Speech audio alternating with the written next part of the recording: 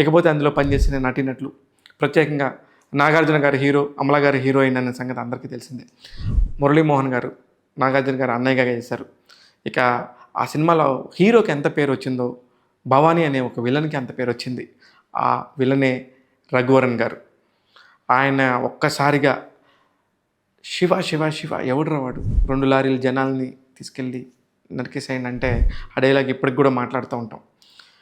ఇకపోతే ఆ సినిమా ద్వారా విపరీతమైన వెలుగులోకి వచ్చి నేషనల్ వైడ్గా పేరు సంపాదించిన మరొక అత్యద్భుతమైన ఆణిముత్యం నటనలో అంటే ఖచ్చితంగా none other than JD Chakravarthy. JD as a villain.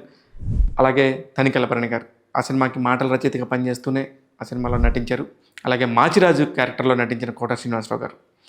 ఇలా డిఫరెంట్గా అందరూ కూడా అత్యద్భుతంగా పేరు తెచ్చుకున్నారు. ఇలాగా చెప్పుకుంటూ పోతే ఈ సినిమా గురించి ఎన్ని కథలు చెప్పాలంటే అన్ని కథలు చెప్పొచ్చు. అమీర్పేటలో ఒక వీడియో లైబ్రరీ నడుపుకునే ఆర్జీవి దర్శకుడిగా ఎలా మారాడనే ఒక కథ చెప్పుకుంటే మొట్టమొదటిగా అన్నపూర్ణ సంస్థతో ప్రారంభించాలి. అక్కడ సౌండ్ ఇంజనీర్గా, సౌండ్ రికార్డిస్ట్గా పనిచేసేవారు రామ్ గోపాల్ వర్మ గారి నాన్నగారు.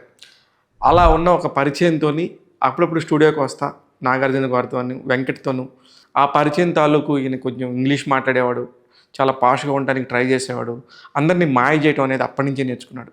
తన కాలేజీ లైఫ్లో, తన స్టూడెంట్ లైఫ్లో విజయవాడ సిద్ధార్థ కాలేజీలో చదివినప్పుడు ఏమైతే గొడవలు జరిగినాయో ఆ గొడవలకు సంబంధించి ఒక ఇంట్రెస్టింగ్ టాపిక్తోని శివ కథ అని చెప్పాడు నాగార్జునకి. వెంటనే నాగార్జున గారు కథకు కనెక్ట్ అయిపోయారు.